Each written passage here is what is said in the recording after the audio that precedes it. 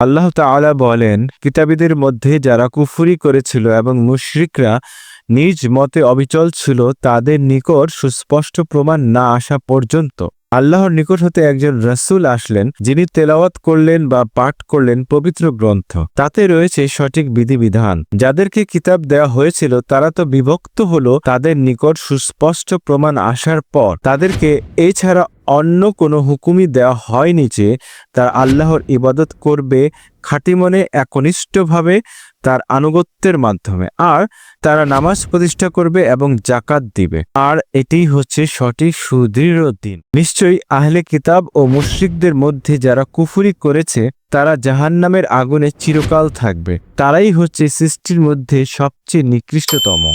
নিশ্চয়ই যারা ঈমান এনেছে এবং সৎ কাজ করেছে তারাই হচ্ছে সৃষ্টির মধ্যে সর্বোৎকৃষ্ট, অথবা তারাই হচ্ছে সৃষ্টির মধ্যে সেরা। তাদের রবের কাছে তাদের পুরস্কার হবে স্থায়ী জান্নাত, যার পাদদেশে নহরসমূহ প্রবাহিত হবে, সেখানে তারা থাকবে স্থায়ীভাবে।